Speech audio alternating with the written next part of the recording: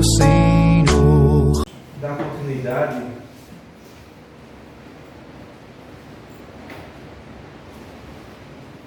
onde nós estamos estudando e ouvindo a palavra do Senhor no livro de Gênesis, capítulo 2.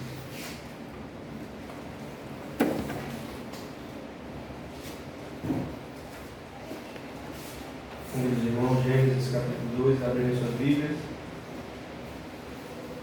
qual nós estamos falando sobre a teologia do pacto, ou teologia da aliança.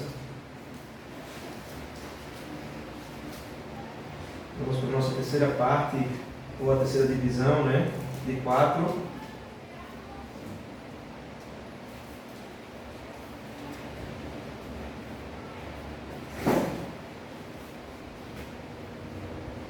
Dessa vez nós vamos ler do capítulo 2, versículo 9 até o versículo 17. Eu vou ler, os irmãos acompanham comigo. Capítulo 2, versículo 9 ao versículo 17. Diz assim a palavra do Senhor: Do solo fez o Senhor Deus brotar toda a sorte de árvores agradáveis à vista e boas para alimento, e também a árvore da vida no meio do jardim, e a árvore do conhecimento do bem e do mal. E saía um rio do Éden para regar o jardim, e dali se dividia, repartindo-se em 4 braços. O primeiro chama-se Pison, é o que rodeia a terra de Avilá, onde há ouro.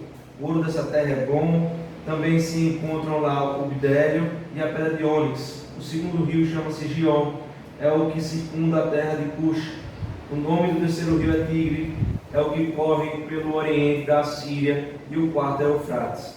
Tomou, pois, o Senhor Deus ao homem e colocou no jardim do Éden para o cultivar e o guardar.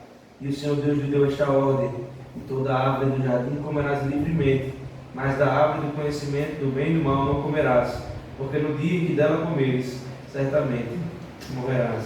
Amém. Vamos orar, Deus. Senhor nosso Deus, louvamos o Teu nome, Deus, por este culto, por esta palavra, por esse texto lido, texto que nós sabemos que é a palavra de Deus, que é fonte inesgotável para nossas vidas, que nos traz vida, que redime, Deus, o pecador. E nesta manhã, a nossa oração é exatamente essa, Deus. Que o Senhor fale ao nosso coração, edifique a sua igreja, em nome da palavra, da fidelidade às Escrituras, em nome de Jesus Cristo. Nós te oramos. Amém. Amém. Irmãos, chegamos à terceira parte sobre a teologia da aliança. Já falamos de algumas coisas anteriormente, e desta vez nós vamos tratar sobre as árvores do pacto, as árvores da aliança, as árvores que contém aqui no livro de Gênesis capítulo 2, a partir do versículo 9. Então nós vamos ver exatamente o que significam essas árvores, qual era o que eles queriam falar ou dizer, de certa forma, para Adão e Eva e para nós hoje também. Mas antes a gente vai fazer uma breve introdução para poder melhor entender o significado dessa árvore, Então, a gente viu que há um ponto fundamental, o qual se fez entender a teologia da aliança.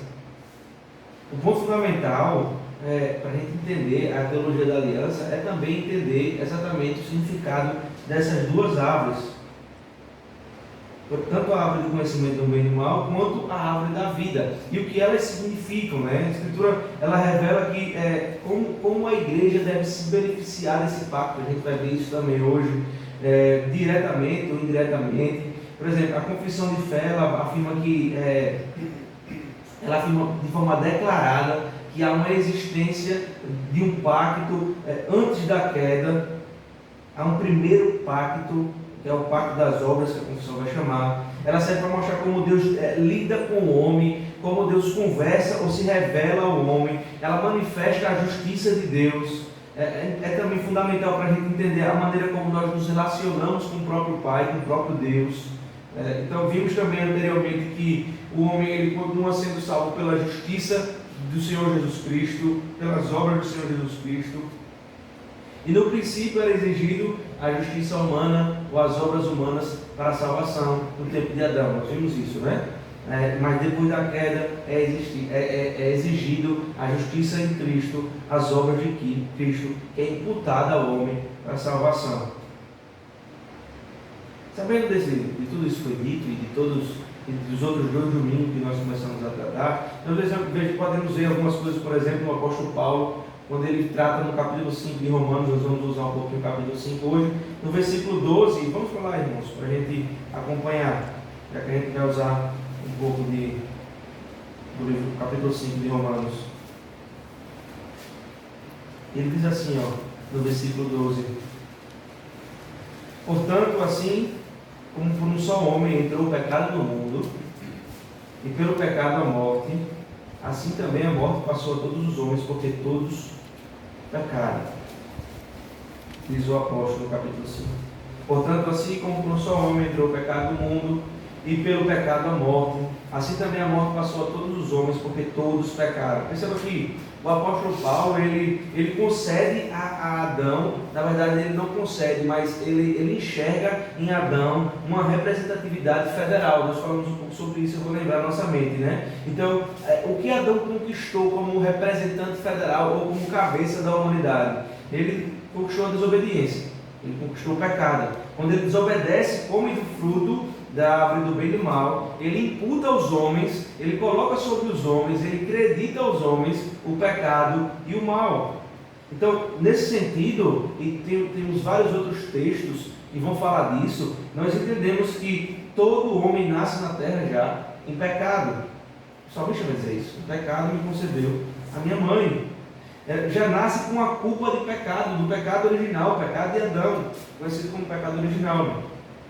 Então, isso foi o que foi conquistado por Adão para nossas vidas: pecado e desgraça.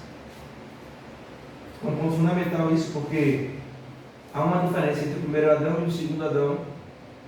O segundo Adão, ou o segundo grande representante federal, é o próprio Senhor Jesus Cristo. E o segundo Adão, ele não poderia nascer em pecado. Se ele nascesse em pecado, ele não poderia morrer por nós. Porque para expiação do pecado, para salvação, para retirada do pecado nas nossas vidas, a pessoa que deveria morrer não deveria estar em pecado, nem mesmo o original, que é concebido em Adão. Então deveria ser um sacrifício de uma pessoa que estivesse sem mácula, sem defeito, sem pecado, sem doença. E é assim que Jesus nasce. Jesus é gerado pelo Espírito Santo, porque se ele fosse gerado de homem e mulher, ele nasceria em pecado. Ele é gerado pelo Espírito Santo na barriga de Maria, logo ele nasce sem pecado, sem mácula, sem defeito. Ele é gerado eternamente do Pai, né? Ele nasce como Adão nasceu, de forma perfeita e inocente, no mesmo estado do primeiro Adão. Seria injustiça se o segundo Adão nascesse num estado diferente, mas não, Deus é justo. Assim como Adão nasce perfeito, sem pecado, sem a inclinação pecaminosa que vem dentro do nosso coração, ele nasce no estado de inocência. Assim Jesus também veio nesse mesmo parâmetro, como o segundo representante da humanidade. E aí, sabendo disso, o ponto de contato, como nós falamos no domingo passado, entre o pacto das obras, que é o que nós lemos aqui no capítulo 2, e o pacto da graça, é a justiça. A graça é o cumprimento da lei por Cristo. E esse cumprimento da lei, Deus cumprindo toda a lei e morrendo pelos pecadores, que isso é graça, é imputado a nós, é derramado a nós sem merecimento humano. Por isso que muitos definem graça como um favor imerecido. Só houve graça, eu volto a repetir, porque primeiro houve justiça.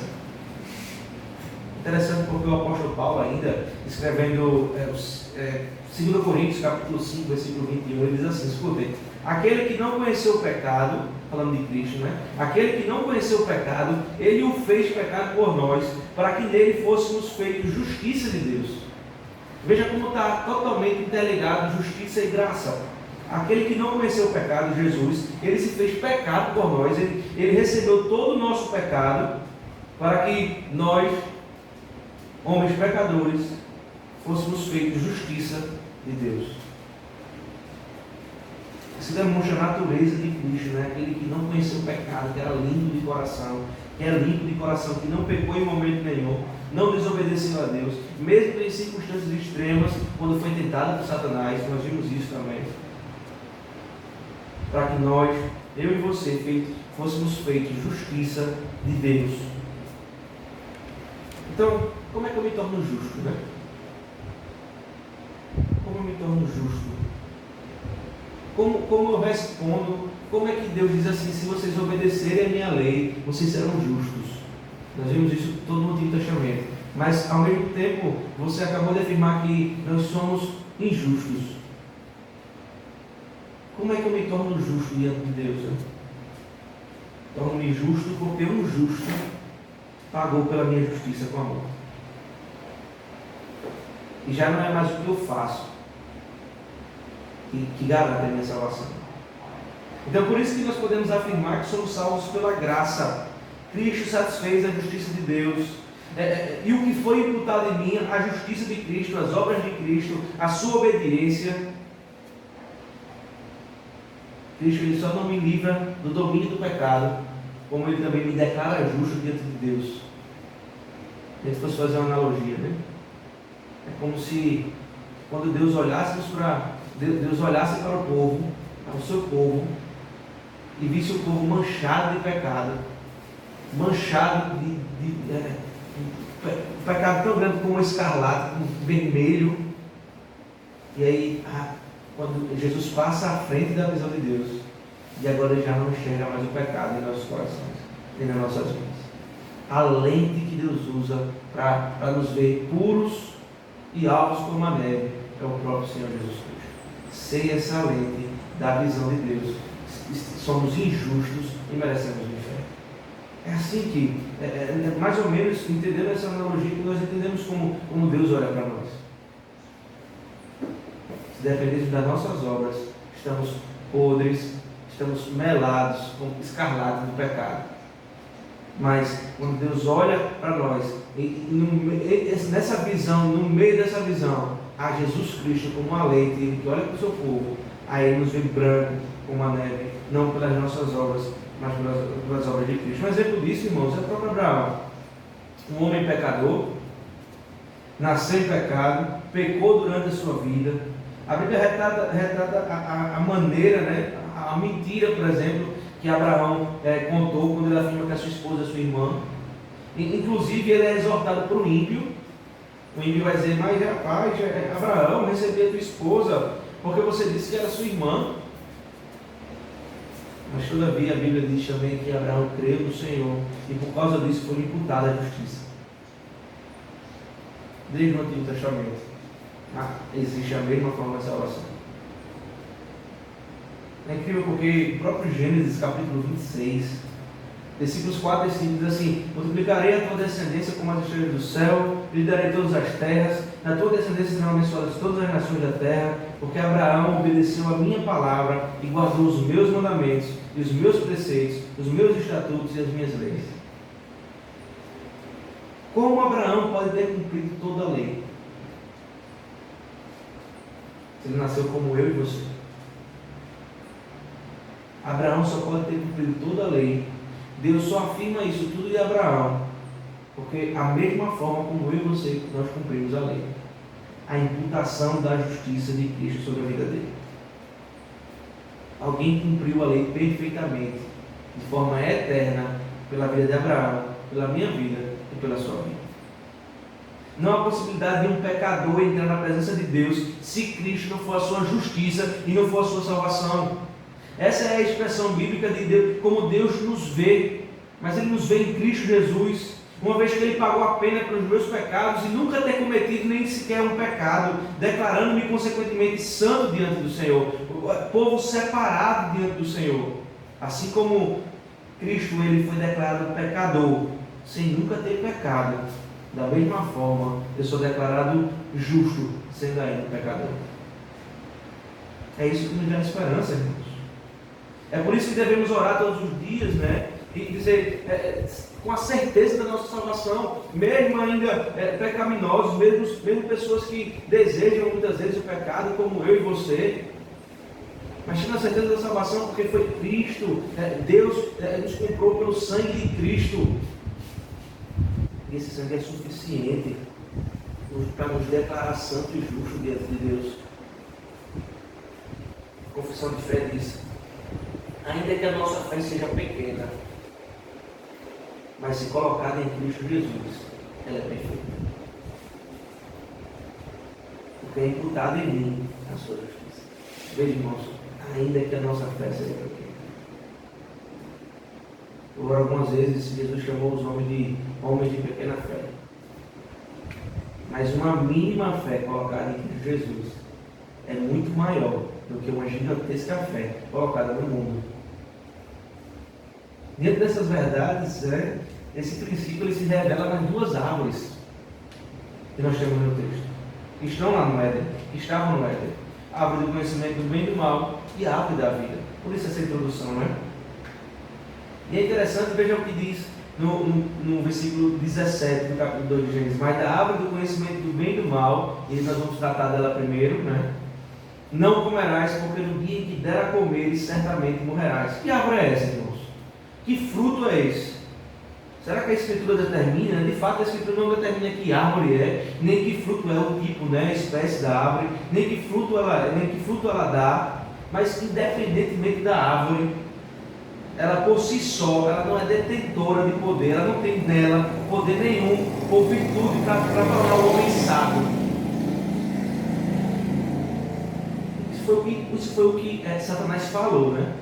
Isso foi o que Satanás declarou a Eva, quando ele disse assim: quando você comer dessa árvore, você será sábia, será igual a Deus. Irmãos, lembre-se que Satanás é o pai da mentira, ele é o grande mentiroso, desde o princípio. Não é porque algo foi declarado lá no Novo Testamento que deixou de ser verdade no começo. Desde o princípio, Satanás é o pai da mentira, e ele também é o grande assassino das almas. Mentiroso e assassino. Veja, Satanás ele sabia um meio exato como ele poderia agir para matar toda a humanidade. O grande assassino da humanidade é Satanás. A forma mais eficaz de matar o homem era quebrando a lei de Deus. Satanás ele sabia exatamente como fazer. Então, quando a lei de Deus foi quebrada, a humanidade foi morta, porque foi desobediente, porque Adão e Eva desobedeceram ao Senhor. Satanás sabia exatamente, ele fez toda uma estratégia para matar a humanidade. A árvore era chamada de conhecimento do bem e do mal, né? Porque eles sabiam que aquela experiência estabelecida por Deus sobre o primeiro casal era somente de felicidade, veja. Eles não tinham pecado sobre eles, então eles tinham um casamento muito bom, né? Eles viviam muito bem, eles tinham de comer, o trabalho não trazia canseira, não existia dores no parto, ou muitas dores no parto. Eles viviam, na verdade ela não teve essa experiência, né? Mas se a consequência da morte também foi dores no parto, provavelmente não existia antes. Então assim, eles tinham tudo para dar certo, eles tinham tudo do bom e do melhor. Era pura felicidade. Eles só conheciam o bem, eles não conheciam o mal até então. O mal era algo desconhecido até o momento. Perceba que Adão ele só compreende o que significava aquele fruto da desobediência quando ele come. O fruto maldito, né? Note que no momento que eles comem do fruto, aquela alegria que eles sentiam anteriormente, todo aquele prazer, são perdidos imediatamente. Eles caem em miséria. Aquilo que Deus os tinha dado é arrancado na hora que eles pegam. Mesmo ainda estando no jardim, eles conseguem sentir o pecado em seus corações. Tem alguma coisa diferente. A vergonha toma conta do seu ser. Eles tentam se esconder da presença de Deus. Já não era mais preciso a influência de Satanás. Note que a serpente já não mais aparece, porque eles conseguiam produzir o pecado nos seus próprios corações. Agora o coração humano passa a ser o grande motivador do pecado. Adão conhecia Deus, Adão conhecia o bem, A árvore em si mesma ela não tinha poder para nada, mas a desobediência de Adão faria com que ele conhecesse o mal pela primeira vez. Por isso o nome árvore do bem e do mal. Pois tudo que Deus fez era bom, tudo era bom, até eles decidirem conhecer o mal. E junto com o conhecimento do mal, vem todos os males. Pecado, enfermidade, doenças, destruição, morte e tudo que nós conhecemos. Então, por tudo isso, podemos dizer que, por todas as letras, que os nossos primeiros pais não podiam cair em outra transgressão, não tinham outro pecado, como nós temos um leque de pecado. Nós falamos, pecamos, nós desejamos, nós pecamos, coisas ruins, até em gestos nós pecamos, em palavras, mas não tinha outro pecado para Adão cair, se não fosse essa desobediência de comer o fruto, não existia outro, somente um. Só um pecado poderia ser cometido. E eles acertaram exatamente isso. Isso é muito interessante porque quando Deus ele faz um pacto com Adão, ele coloca uma ameaça explícita. Nós falamos sobre isso. Se comer vai morrer. Se comer certamente morrerás. E a promessa ou a bênção no cumprimento do pacto está de forma implícita. A gente não está literalmente no texto, mas nós conseguimos deduzir isso do texto. Se eu comer, eu morro, então provavelmente, consequentemente, melhor dizendo, se eu não comer, eu vivo. Mas por que Deus coloca de forma explícita no texto a maldição? Exatamente porque Ele conhece, né? Deus deixa a ameaça bem clara no homem. Porque assim como um pai, ele quer ensinar os seus filhos a amar a obediência. Independentemente daquilo que será recebido em troca. Veja, eles não deviam cumprir, eles não deviam obedecer a Deus simplesmente para conquistar algo. A ameaça está explícita para dizer que vocês devem amar a obediência. Não é porque vocês vão receber algo em troca. Nós não amamos a Deus porque Ele nos dará o céu. Nós amamos a Deus porque Ele é Criador de todas as coisas. Devido a isso, nós cumprimos a lei não para sermos salvos, mas como filhos nós obedecemos o nosso Pai. Por exemplo, a gente vai ver isso em Sadraque, Mesaque, Abednego. O rei fala a eles: se vocês se curvarem diante de mim, da minha estátua, eu jogarei, se vocês não se curvarem diante de mim, eu jogarei vocês na fornalha, e eu quero ver se o Deus de vocês vai livrar vocês. Nós conhecemos a história e a resposta daquele jovem diz assim: nós não sabemos se Deus vai nos livrar ou não, mas de uma coisa nós temos certeza, nós não nos prostraremos diante de ti, porque essa é uma ordem de Deus, é uma ordem divina, e nós temos prazer em cumpri-la, e que Ele nos ordena a fazer independentemente da consequência. Para fazer. Aquela árvore era um sinal de alerta, irmãos. Eles foram atrás de conhecimento autônomo, da própria ciência, do conhecimento humano. Eles não se submeteram à ordem de Deus. Da mesma forma, até hoje, as pessoas se encantam com a sabedoria do mundo. Eles trocam qualquer informação, qualquer teoria criada pelo homem, pelas verdades absolutas de Deus. Estava conversando com um colega, e a gente falando sobre criacionismo, né? Que Deus criou todas as coisas, e ele é espírita. Ele diz assim: eu acredito na evolução.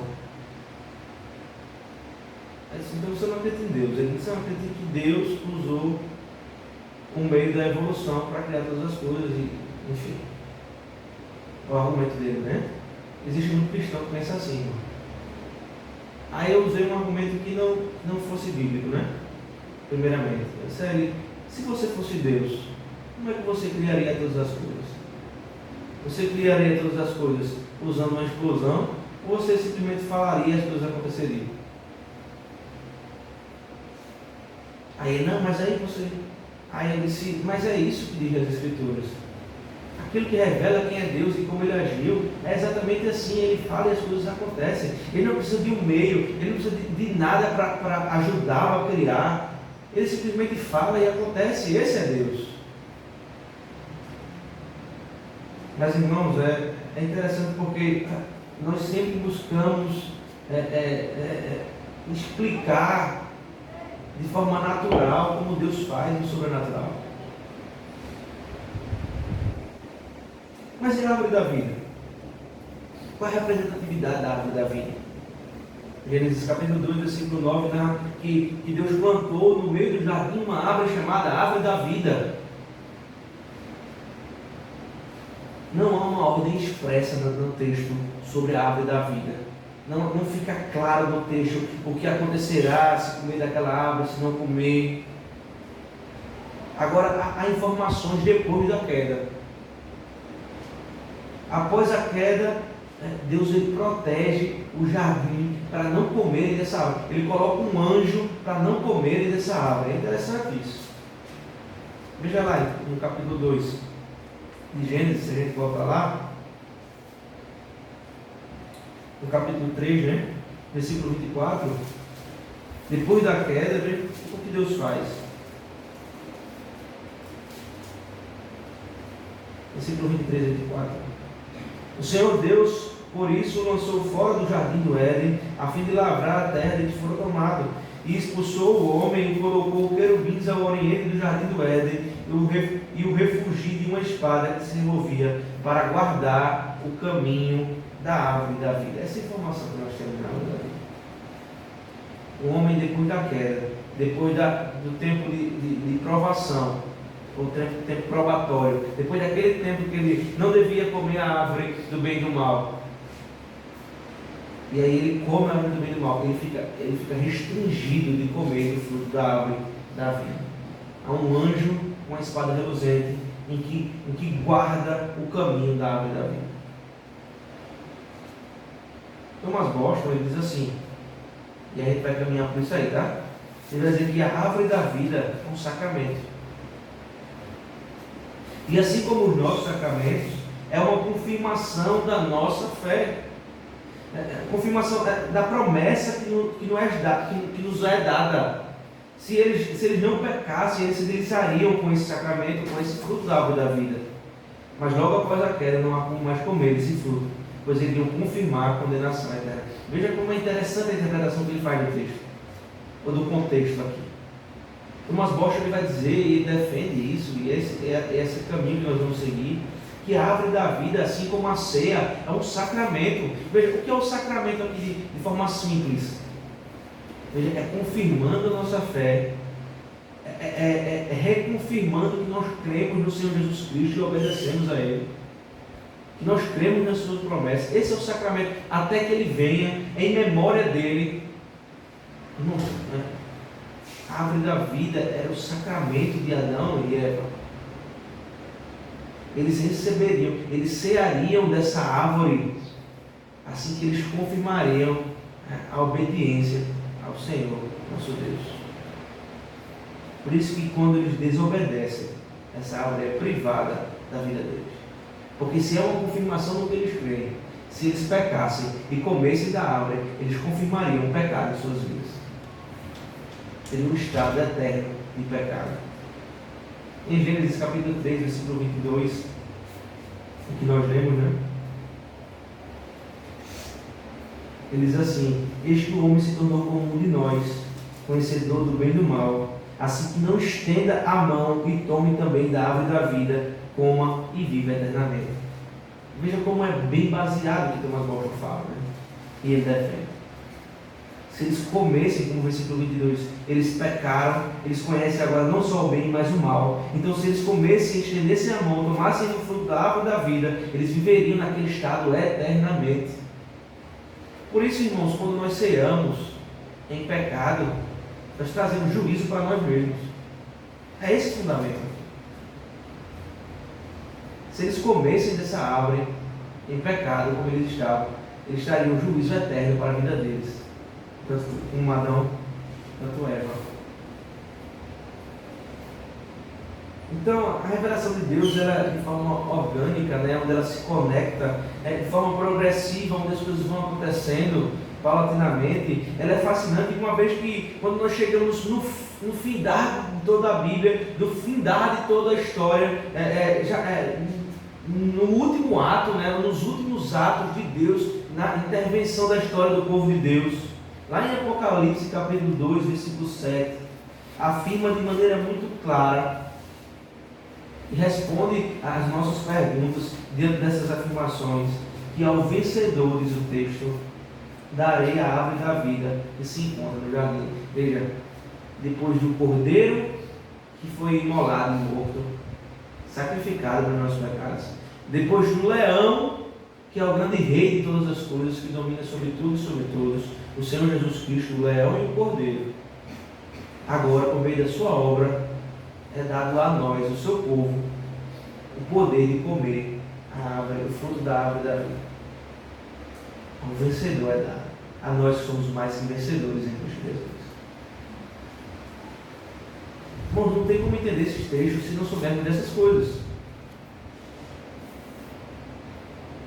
Quem comerá da árvore da vida? Aquele que venceu. E por que Adão não comeu? Porque ele não venceu. Porque ele não pode comer? Porque ele não pode profanar o sacramento do Senhor. Ao comer do fruto da árvore do conhecimento do bem e do mal, Adão perde o direito de comer o fruto da árvore da vida. Agora perceba, irmãos, que Deus é tão misericordioso. Perceba que após a quebra do pacto das obras, em seguida entra em vigor o pacto da graça. É instantâneo. Após o comer do fruto, a misericórdia agora adentra sobre o mundo e sobre todos. Veja, se Deus o deixasse comer da árvore da vida, ele estaria confirmando a morte eterna. Mas Deus, ele coloca um anjo protegendo para que a árvore da vida não fosse comida. Isso é o maior ato de misericórdia de Deus para com o seu povo, um dos maiores atos. Porque recairia sobre toda a humanidade a confirmação da morte eterna. Deus, ele protege a árvore da vida, coloca um anjo, uma espada, para que ninguém adentrasse e assim confirmasse o estado permanente de pecado na vida do povo. O pacto das obras é quebrado.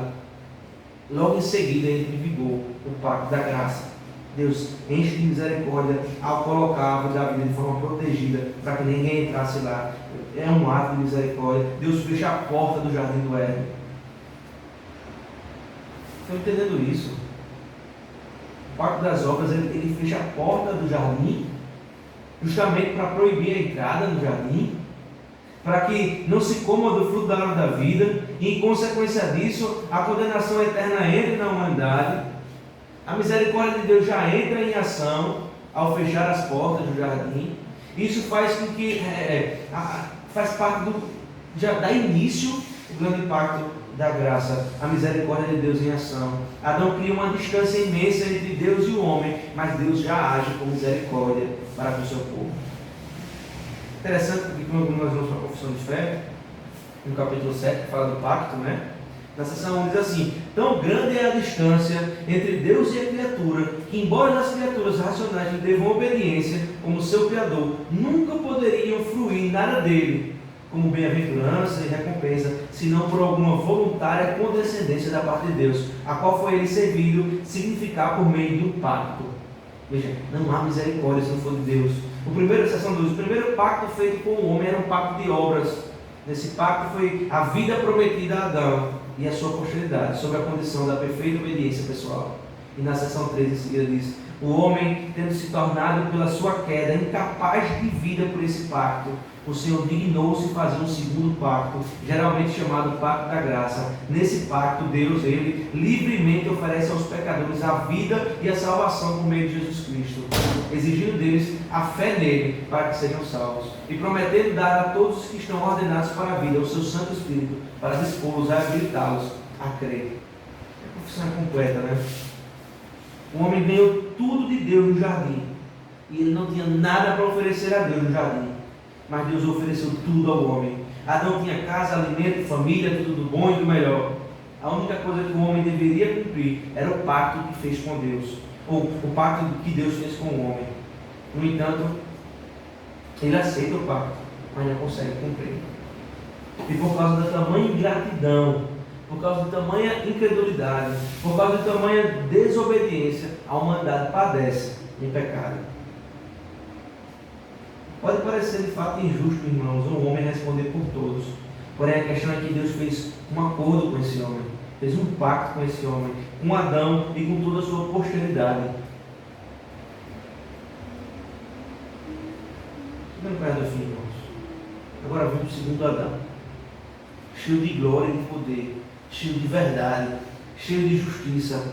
Na sua morte ele devolve a condição do homem de se tornar justo, devolve a condição do homem de um dia comer da árvore da vida, um novo cabeça federal, uma nova posteridade está por vir, uma posteridade regenerada, apresentada justa diante de Deus, uma geração que provaria do fruto da árvore da vida, não porque é vencedora, mas porque é mais que vencedora em Cristo Jesus, pelo mérito do próprio Jesus Cristo.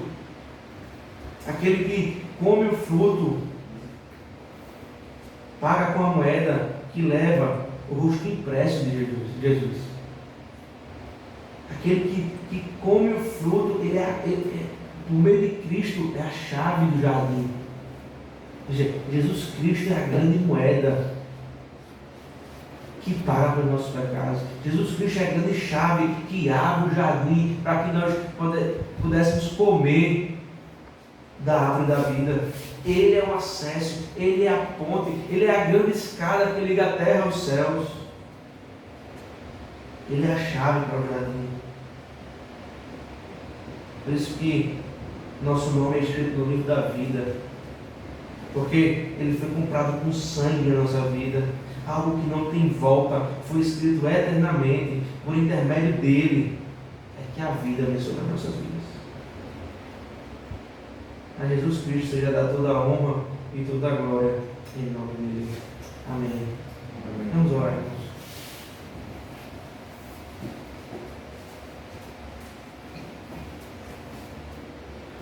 Senhor nosso Deus, nós louvamos o teu nome pela palavra, pelo texto aqui, Deus, que tratamos, que o Senhor falou a nossa vida, Deus, o Senhor tem nos ajudado, Deus, nesses domingos, Senhor, a entender a tua palavra, a entender o que o Senhor, como o Senhor se revela às nossas vidas, Deus, quais são os pontos de contato, Senhor, da tua palavra. Deus, muito obrigado, Deus, por esse entendimento. Deus, o nosso pedido é que isso nos torne cada vez mais servos, mais humildes, Deus, entendendo que nada depende de nós, no conhecimento não vem de nós, nem a sabedoria, nem a nossa força, mas vem tudo do Senhor. O Senhor é o nosso grande provedor, é o Senhor que nos sustenta, é o Senhor que nos dá condições de tudo, Deus. Muito obrigado, Deus. Que à medida que temos mais conhecimentos da tua revelação, nessa mesma medida, Senhor, nós possamos nos dobrar diante do Senhor cada vez mais, entendendo que o Senhor é o grande Yahvé, aquele que senta no alto sublime trono, mas também tendo a certeza que o Senhor é cheio de amor e misericórdia, aquele que morre por nós, entregando a sua vida, Deus, pelas nossas. Muito obrigado por tudo, Deus. Te agradecemos em nome de Jesus Cristo. Amém. Amém. Amém. Glória a Deus.